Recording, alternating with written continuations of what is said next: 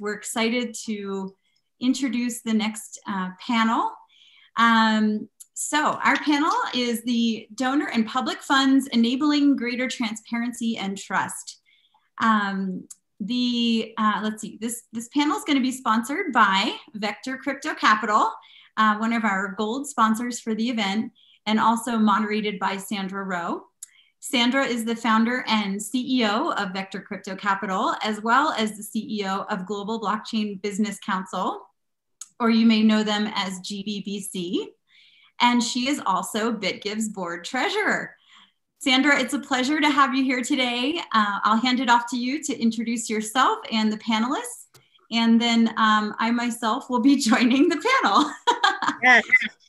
Thank you so much, Connie. I always love it when we can take the host and make her part of the panel. It's a very important topic, so we're so delighted to have you. First of all, I want to thank the entire BitGive Foundation board and team for organizing this event today. It takes a lot of work and heart and effort, and the programming is fantastic, and the group of people bringing together bright minds, good hearts, a lot of magic can happen. And today's topic is particularly important around donor and public funds enabling transparency and trust. And we've got some amazing minds here today who will illustrate some of the problems, but more importantly, some of the solutions for us to create a better, fairer society, a more transparent society. So I'm going to start off with Connie. Ladies first, to you. Can you just please talk about not only your role at BitGive, but GiveTrack in particular? And then what problems do you think are some of the biggest related to donor and or government public funds? Great. Well, thank you. So I know everyone who's been on already today has seen me talking a lot, but I am the founder and executive director of BitGive. We started the organization back in 2013. We were the first official 501c3 in Bitcoin and blockchain. And we have been really pioneering the space in how this technology can be leveraged for social impact for over 7 years now. So to answer your question on transparency, so that is the focus of what we do today at BitGive. For the past about 5 years, we've been really focused on building our platform called GiveTrack. The entire purpose behind it is to provide transparency to donors and to the public for what happens with funding. There's been a lot of questions raised, and it unfortunately has impacted the nonprofit sector in a negative way in many respects. And my experience for many years in working with nonprofits is that the majority of people in this space are really genuinely, passionately driven by the work they're doing. And it's important that we show that, and we show what it takes to do that good work, and take the transparency and flip it on its head to be a good thing, and to show people what's actually happening with the funds and the impact of the work that's being done. Fantastic. Well, thank you, Connie. I think one critical part is just the tracking and then accountability of that tracking. But I'm going to go to Jesus to please introduce himself from Heifer International and the role that you play. And what do you think is some of the biggest problems related to donor funds, and how do you think about that? Excellent, excellent. Thank you for the invitation. It's an honor to be here. And also congratulations, Connie, for your leadership. And also to Sandra for your leadership. I watched your video in the past. You are being a leader in this sector. So I work for Heifer International for the last 11 years in the area of finance. I am a CPA. And in the last 3 years, I have been working with the Heifer Lab. Heifer International, we are an international NGO. Our mission is to end hunger and poverty while we are taking care of there. We started working in 1944 in my home country, Puerto Rico, and we do our mission with agricultural development project. In the case of transparency, well, if you see the real value, the real capital of any organization is reputational capital. And in non-for-profit is reputation. You say, okay, but why and where the reputation come from? Well, the reputation comes from for the level of accountability mechanism that you have. And normally you have audit report, you have a performance report, you have a meeting with the donor. The donor also go to the project to see the project, what we are doing. And here, the problem or the opportunity is that accountability costs money. Audit is not cheap. An audit costs money. And blockchain technology bring the opportunity to reduce some of these operational costs. But more important than that is that also Bitcoin blockchain technology also is redefine in some way what is transparency. It's a paradigm shift, and this is something that I would like to talk during the conversation. Absolutely. And Mark, over to you. Are you sitting in Canada? I am. I'm just outside Toronto this afternoon. Wonderful. Yes. Yeah. So anyway, so Mark McDonald, I'd like to echo the thanks to BitGive and to everyone, in fact, for the invitation and the opportunity here to have a conversation. I think it's pretty exciting anytime we get a chance to talk amongst ourselves and into the broader community about the importance of these sorts of issues. Yeah, my own perspective on this, I think, is going to be shared by many. Transparency and accountability is certainly one thing.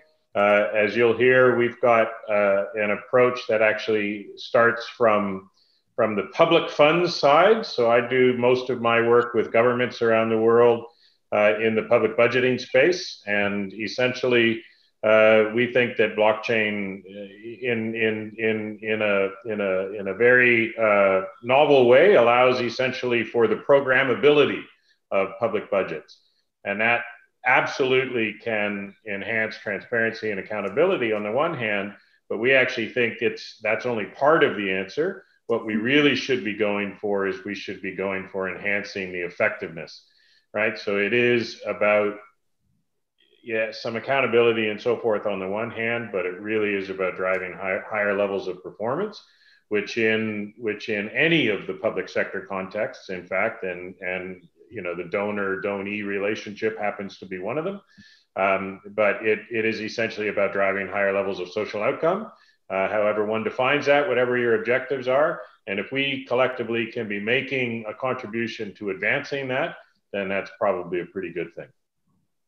Thank you very much, Mark. And, you know, being that you are a partner at EY, it's such a large firm, and being able to focus on this area is also really important that we get your perspective. So glad that you're with us today.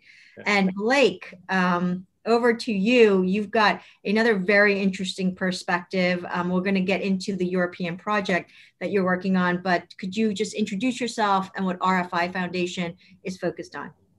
Sure. To start out with, RFI is the Responsible Finance and Investment Foundation. We're UK headquartered, globally operating, coming out of the recognition that there was a lot of more similarities than differences between the ultimate objectives between responsible finance and Islamic finance. And RFI was set up primarily by people coming out of the Islamic finance sector who had been working in financial institutions and seeing that there wasn't as much engagement with the broader responsible finance sector. So that's where we're coming from as an organization. And once we get into the project, some of the details will maybe become clearer. But one of the things we've seen is that because Islamic finance in particular is newer to some of these concepts of measuring and tracking positive impact, there's a big question of where do I start? A lot of what has been developed is somewhat overwhelming. So this project is helping to go back to figure out how can you look through networks to see what's being done.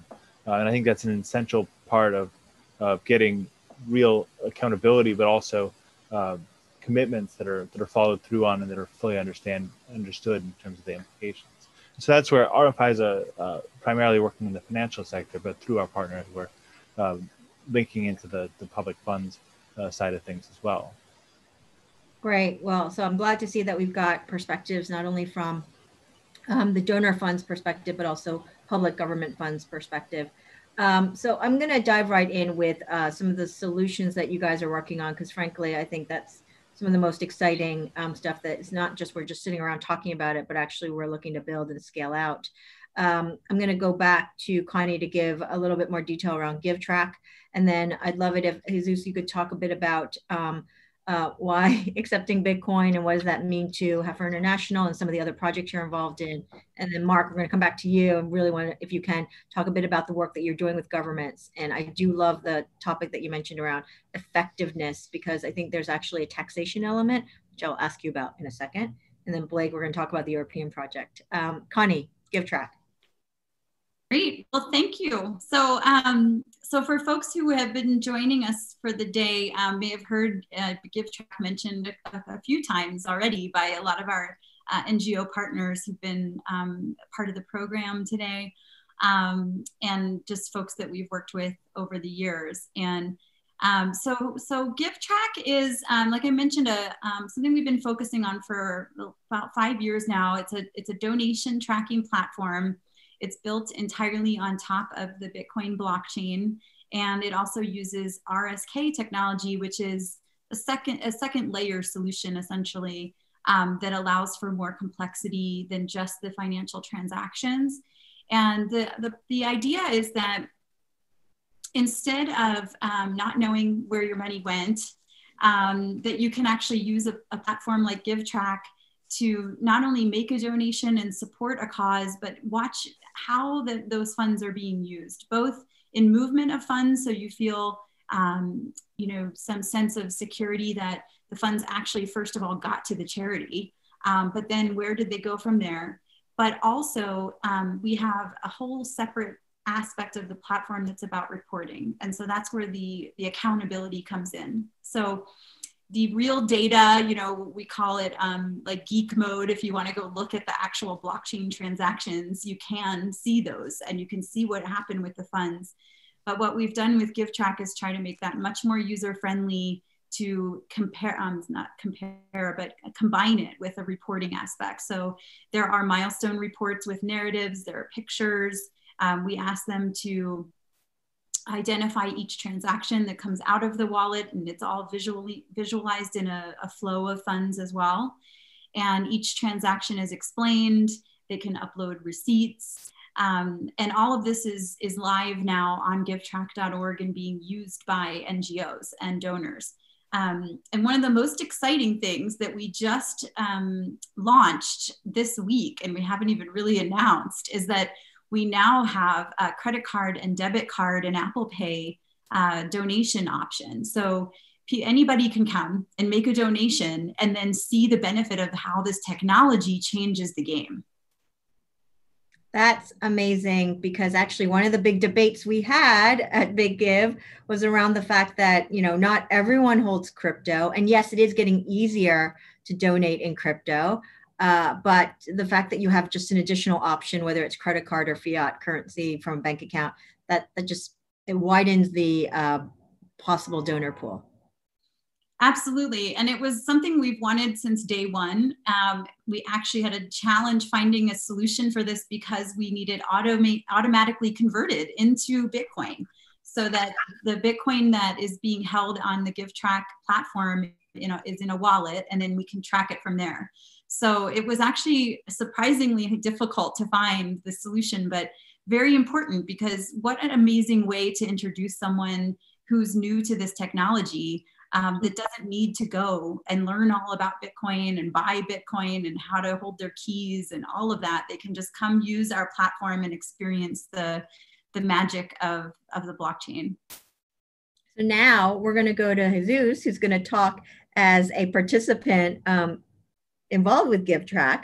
But first, tell us why your organization decided to accept Bitcoin to begin with. We'd love to hear a little bit of the backstory, and then obviously the project that you're doing on GiveTrack.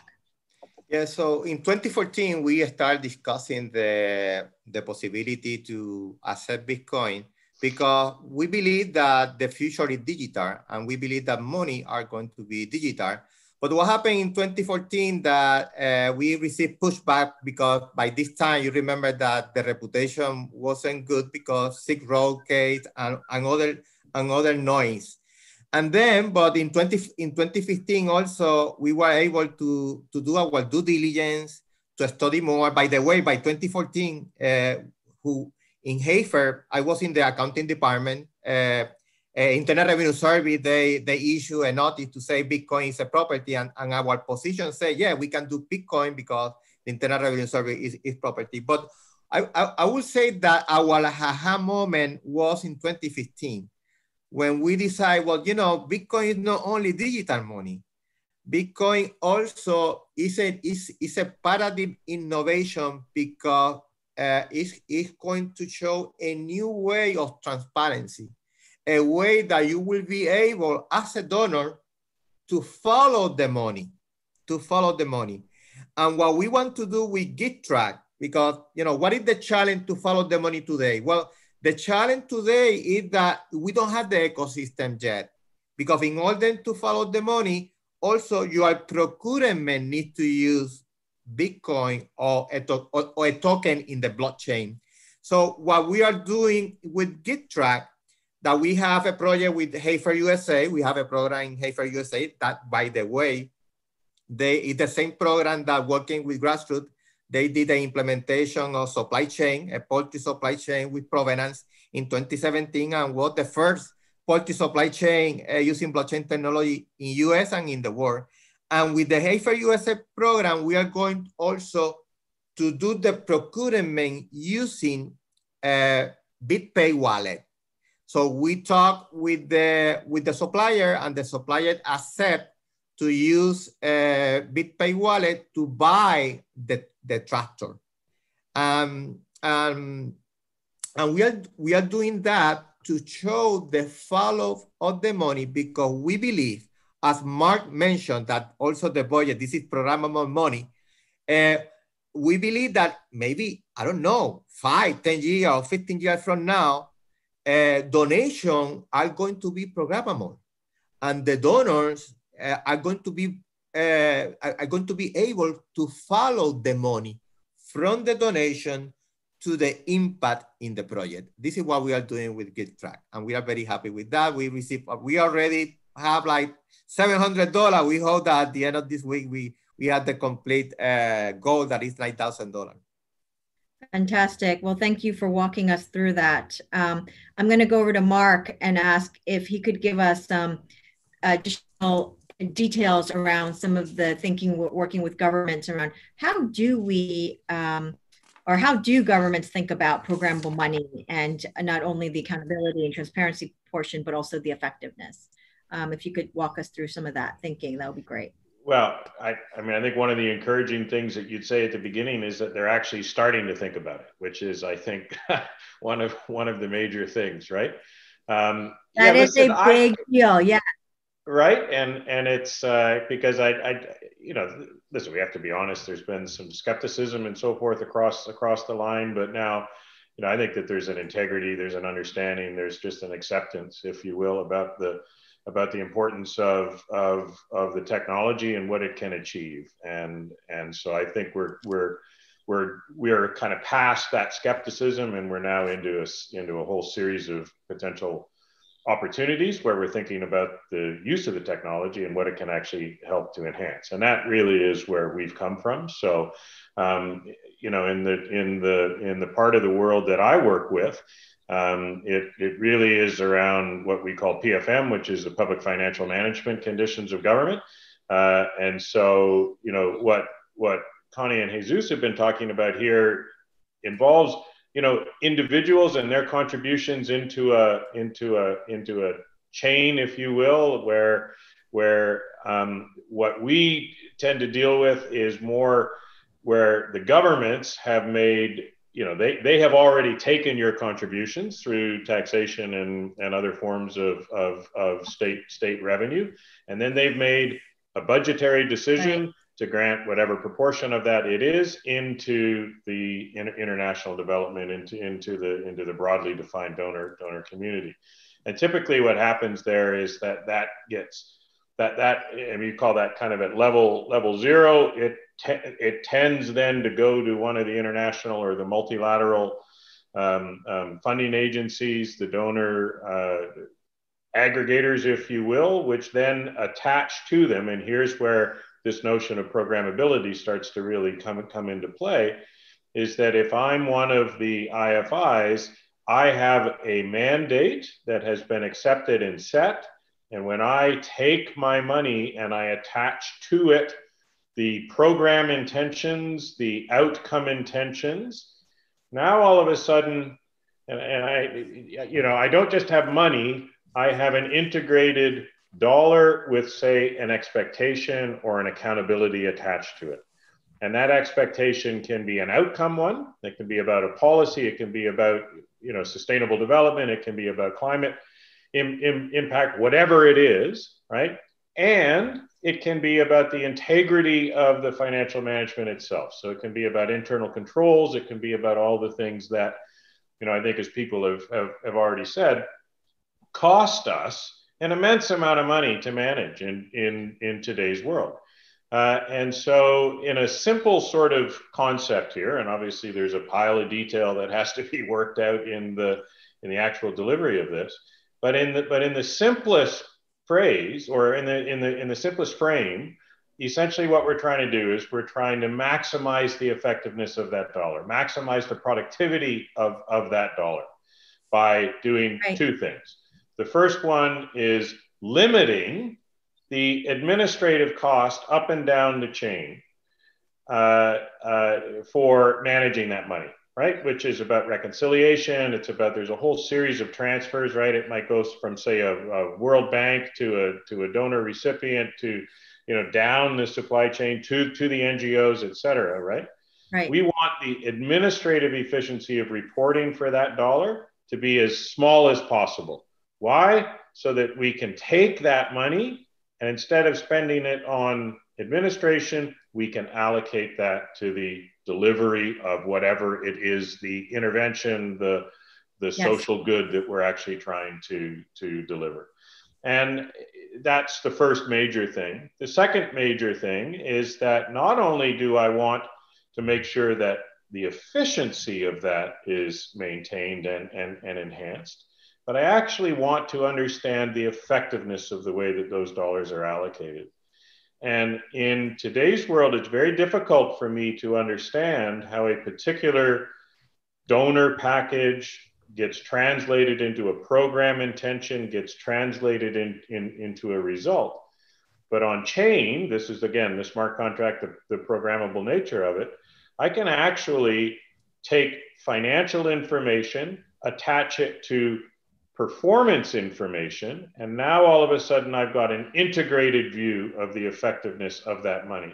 And over time, I can choose to allocate my monies to the more effective interventions, the people, the entities that are more effective at actually driving the outcome that we at the front end of this agree is the intention. And in a nutshell, that's what we want to do, and that's what we are now actually achieving. And I think, as much as I've said before, I think that is perhaps the most exciting thing that we can think of in the modern context.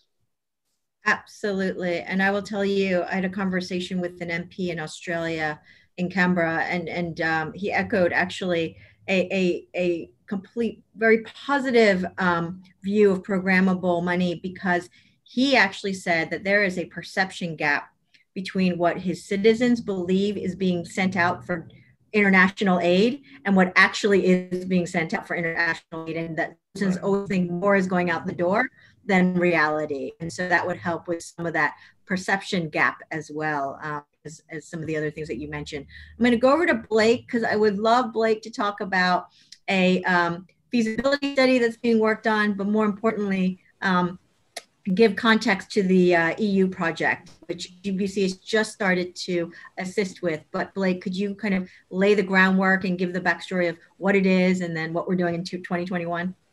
Yeah, so the backstory is our work seeing where can blockchain help promote sustainable and inclusive finance. But then we realized that as the European Union is gearing up to spend €1 trillion on the recovery plan, on the next generation EU plan, that they're linking with the European Green Deal, that there's a much bigger issue at hand. We have lots of different initiatives using blockchain to track various different things across value chains or within specific problems. We don't have a very good way of linking all those up together and linking them to ambitions like the next Gen EU. And there's become a global push. For example, in the UN Secretary General's Task Force on Financing the SDGs, the Secretary General mentioned that we need to democratize the governance of finance, to democratize finance itself, shifting the gravity of the financial system towards empowered citizens, which also aligns with some of the objectives that the European Union is trying to do in the context of this big stimulus and recovery plan that also has a significant component of digitization attached to it. The Commission has advised member states in the EU when they're submitting their plans for the recovery, not only do they link it with the Green Deal, but they try to allocate about 20% towards digitization. And the biggest thing that we've seen of what has been done in the past versus what needs to be done in the future is that there's a long track record of many forgotten commitments along the way, not from the EU specifically, but just in the financial sector and in government, in the private sector, and where ambitious commitments were made and signed up to, but sort of got lost along the way. And I think with echoing some of what other speakers have mentioned, there's the ability to use blockchain to track and link up financial flows with impact objectives and reporting. And so what we're working on with this feasibility study is how would that be coordinated at both the national and European level in the context of this large recovery plan. Absolutely. And Mark, I see a world where we connect you guys because I think there's some discussion that could be had there. But going back to the topic at hand. I have made that very note to myself. Okay, good. One of the benefits of gatherings like this is for people to connect to each other, right, after the fact. So glad to hear it. I want to be in this conversation too. Absolutely. For those who are in the audience and would like to ask any questions, please feel free. I know we've got about just as time is flying by, 15 minutes. So I want to cover a couple other topics, but let's make sure that we get any questions in as well. So do not be shy. Feel free to ask this audience as many questions as you would like. So when we think about 2021, we obviously have had a challenging year, and 2021 is probably going to be just as challenging. But yet this digital side, this digital part of, the community that we're part of has been going gangbusters as far as I can tell. People are not slowing down. It is moving along. If you look out into 2021, based on what you are building, what you're doing, what help do you need in your respective corners to really kind of advance and really go forward? If you have any thoughts on that, I open it up to the panel to have a say. What do you all need in 2021? Hello, this is Jesus. I can start answering this question. What we need is more entities are people able to spend money and time in new ideas, because we overuse the word innovation. But really, when we use innovation, we are talking about ideas. And as a general concept, as a general reality, only 5% of the people are able to dedicate time and resources to test new idea. It's happening to us with supply chain. So we believe that the use of blockchain in the supply chain is a win-win for everybody, but not every company see that. So we need more company to join a pilot project so they can see the benefit of this new technology. I just want that is my input so far. Thank you so much, Jesus. Connie, Mark, Blake, any thoughts? Sure, I can just kind of pile on top of that, similarly for us, we have our platform up and live with lots of NGOs already. We'd love to have more. And what we would really love to do in 2021, in addition to growing that, is building out a white label product, and one that other organizations can adopt as their own and brand as their own. So it's not on a marketplace environment. So larger organizations, and even like Mark and Blake have been talking about from a government perspective, there's lots of other use cases, and we have the platform built, and we'd love to, package it in a way that it can get out there more. Fantastic. Yeah, I mean, again, it just kind of extending the chain of thought here, and it really is that, I think I said it a moment ago. It's that people, there was a bit of skepticism, particularly at the big end of town, if you will, at the beginning. But come on, we have to have been able to move past that, and we just, like, to me, the beautiful thing about blockchain is that it addresses the fundamental issues that we have been saying we want to address for literally decades. Yeah. And now we actually have the technology to be able to address that. Yes. And I think it is nothing more than now just saying, you know what, the invention phase is over, well over. And now it has to be about the application phase. It has to be about the innovation. And you can't say out of one side of your mouth that you're interested in that, and then out of the other, pretend that you're going to be able to solve that problem without, applying the technologies that we're all in here. Because, I mean, the technology is important, but it's implication that is the point, and everybody knows that. But that's why events like this are so important, because it continues to kind of spread the word. And you know what? Maybe some leadership, maybe some continued willingness to participate. But listen, we're well on our way, I think. Yep. Agreed. I take your rosy outlook as well, and we need to collaborate. This technology is a team sport, as many in our cohort say, and I truly believe that you can't do this on your own and then just say, hey, I built it, come. It needs to be a collaborative effort with multi-stakeholders. Blake, any thoughts on your end about what you need in 2021? Yeah, I was gonna just expand upon that. I think that's the human element and the collaboration element are so critical, and with the specific linkage between technology and finance and the public sector, I think there's also a need to not try to view things too much in silos. I think that's been a sort of past issue. I think it even comes into the digitization or sustainability side, is sort of you throw money towards one side and you throw money towards the other side, but it doesn't always necessarily link up in terms of finding ways that those two can help one another to succeed, versus being two separate tracks to make progress on. Thanks for that, Blake. And I've got some questions coming in from the audience. I'm going to go to audience questions, if that's all right. One question here, any thoughts on the importance of interoperability to make these solutions viable and mainstream? Yeah, interoperability will be critical. We see that, we had 3 projects in supply chain. We have poultry, we have cocoa, and we have coffee. We have poultry with provenance in Ethereum blockchain. We have coffee and cocoa in IBM Food Trust, and we are going to be working with the Inter-American Development Bank in other technology. In order to be successful in every platform, we need to talk each other.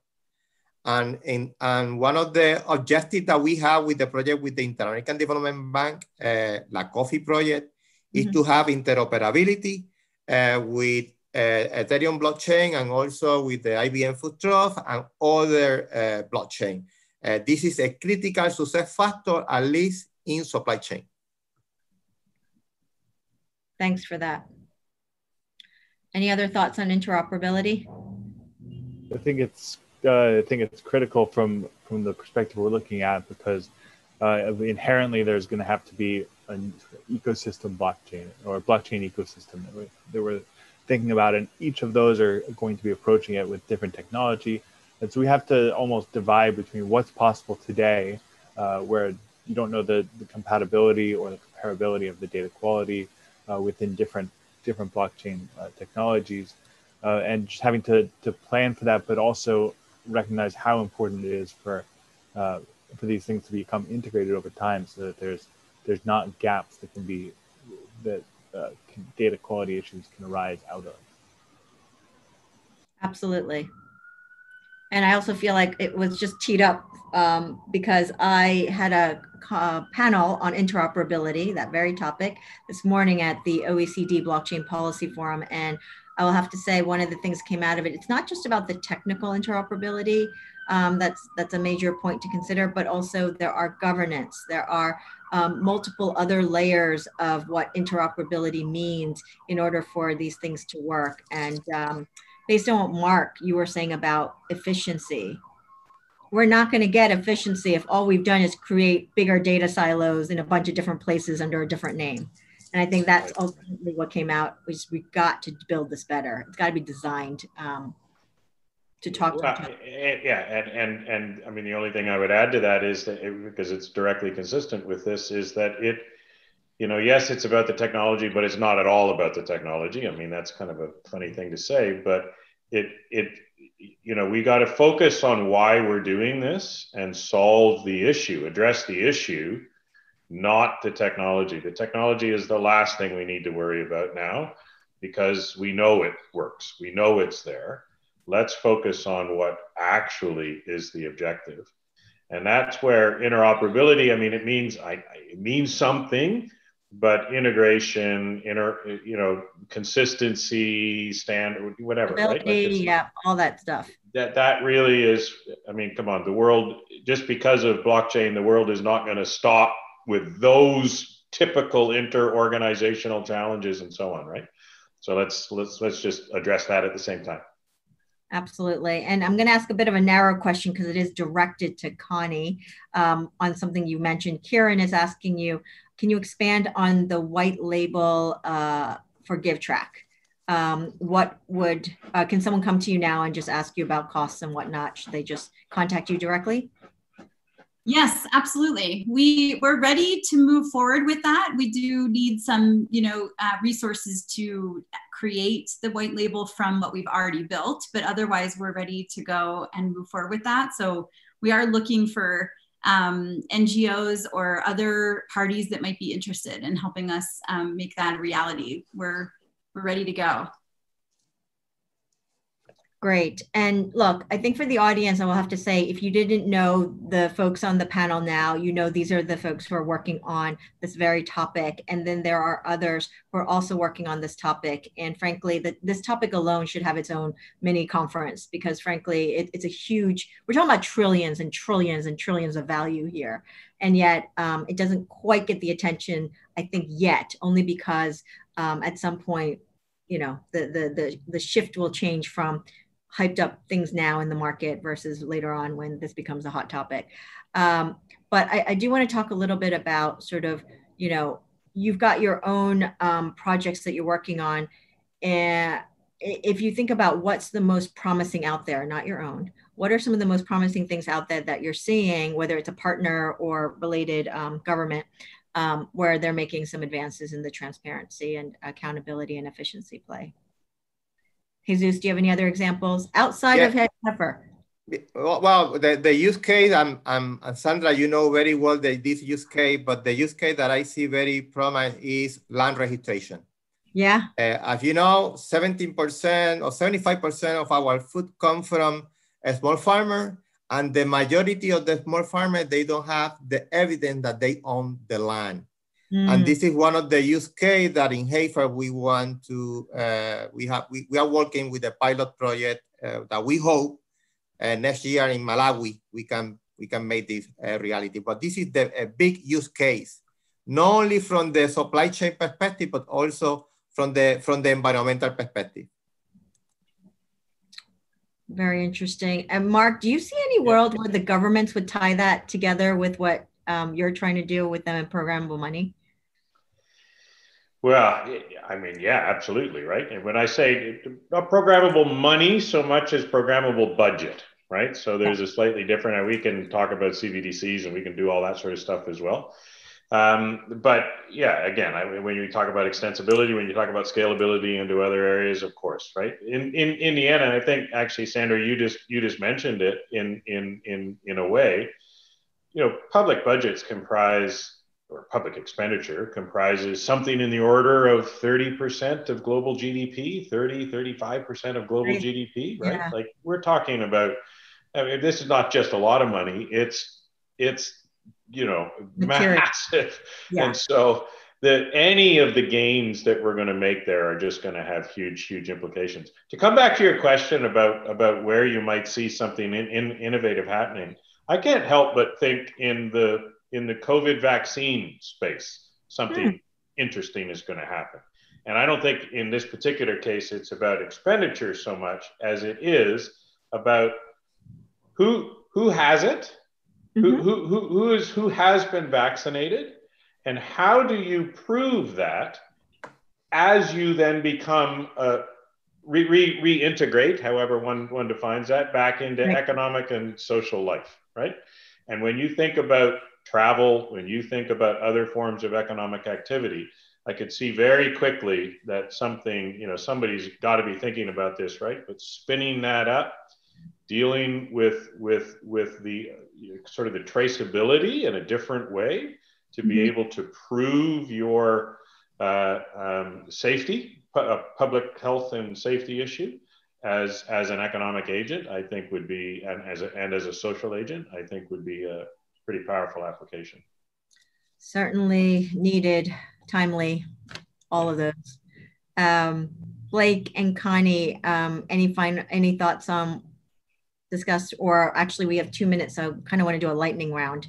If you have any last words on the previous question. Yeah, on the previous question, one of our members, Facet, is working on tokenizing infrastructure equity investments to allow it to be invested in smaller ticket sizes besides the largest institutional investors. Very cool. If you have the URL or their name, drop it into the chat for everyone. Yeah. Just maybe they can look it up. Great. Okay, lightning round. We've got 2 minutes.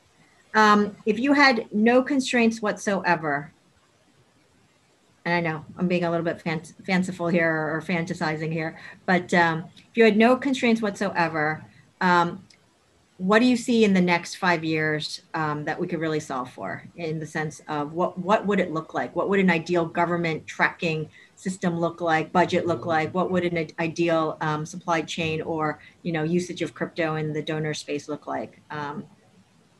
Give us your thoughts. And again, you have no constraints. I would say, I'll go first here. From the perspective of a public budget, it would be an integrated public budget, right? And when we talk about integrated reporting, it is financial and non-financial implications integrated into a common view, so that we get that, when we get that perspective across the entire chain of the way that public expenditure is managed. And all citizens would be able to have access to that information. Absolutely. Yeah. That would be cool. Jesus, were you saying? Yeah, I would say a data identity that the individual has control, and where also they can receive, for example, one of the challenge, even here in the US, people that a lot of people, they didn't receive the help from the government because they are not connected to the financial system. So a digital identity where every person in the world can receive, money, etc. So we can connect everybody to the financial system. I would like to see that. Thank you very much for that. Agreed. Connie. Well, we have quite a vision for what the work we have been working on would be in the future. And so I mentioned the white label. The concept is if we can get pretty much the entire nonprofit sector globally on a platform like GiveTrack, we'll have a gray label option, a white label option that we can scale. And then we can also have, back to the interoperability question, a blockchain that is compatible with everyone to store the data on. And that data will be standardized. And then our vision is to have a global dashboard where you can actually see all of this happening in real time and then capture that data, do big data exercises with it to have adaptive management, capture where there's gaps in the system or over resourcing certain things, looking at where there's compromised parties and pathways and correcting them, all of this happening in real time and being visible. So that's our big vision with GiveTrack, and we really do hope to have that in 5 years or less. Amazing. And as anyone who's a donor, I mean, can you imagine just having this dashboard? You could see where all of your, small amounts, bigger amounts, wherever you've given could actually be tracked on one dashboard. That would be amazing, or app. Blake, you've got the last word. Yeah, I think it builds on, I think, a little bit of what everyone else said, but looking at that traceability, but having it not just be constrained within national borders, but down through value chain, which we know sort of go across borders and have that interoperability challenges, and just being able to say, okay, if we're dealing with agriculture, the farm to fork strategy from the EU, that we can look at both what's happening, what's funded with public funds in the EU, but also then down through supply chains, to know that the top level view is picking up all of the relevant information. Fantastic. Well, thank you all very much. And again, thank you to the BitGive team for giving us the opportunity to have this discussion. I'm right there with all of you guys. This topic is only going to grow bigger and become more, I think, top of mind as we move into 2021 and beyond. And let's face it, governments are really cash strapped. They need to figure out where to get funds, and they need to get efficient, whether they like it or not. We'll talk about this at our conference next year. I think we should maybe the year after. Yes. It was so good. It was a lot of fun. Thank you. Thank you, guys. Thank you very much. Yeah. Thank you all. Thank you.